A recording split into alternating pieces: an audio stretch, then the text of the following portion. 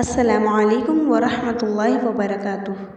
الحمدللہ وحدہ والصلاة والسلام علی من لا نبی بعد اما بعد۔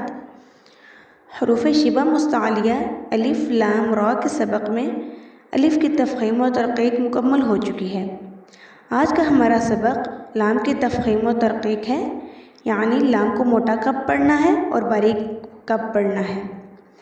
یاد رہے کہ جب لام کی تفخیم و ترقیق یعنی لام کو موٹا اور باریک پڑھنے کی بات ہوتی ہے، اس لام سے مراد اسم جلالت یعنی اللہ اور اللہم کا لام مراد ہوتا ہے، جسے لام جلالہ کہتے ہیں، یعنی لفظ اللہ یا اللہم میں موجود لام۔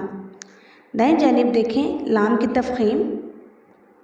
لفظ اللہ یا اللہم کے لام سے پہلے اگر زبر یا پیش ہو تو لام موٹا پڑھا جائے گا، یعنی اللہ یا اللہم سے قبل والے حرف پر اگر زبر ہو یا پیش ہو تو ایسی صورت میں اس لام کو موٹا پڑھیں گے۔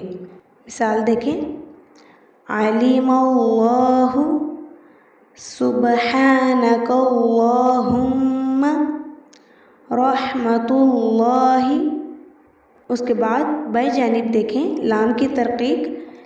لفظ اللہ یا اللہم کے لام سے پہلے اگر زیر ہو تو ایسی صورت میں اس کا لام باریک پڑھیں گے۔ بسم اللہ قل اللہم۔ یاد رہے کہ اسم جلالت یعنی لفظ اللہ کا لام ہی موٹا یا باریک پڑھا جاتا ہے اور اس لام کو لام جلالہ کہتے ہیں۔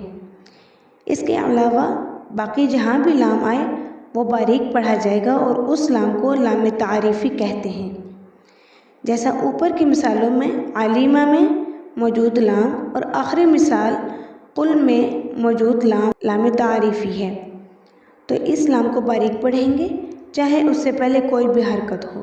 بارک اللہ فیکم۔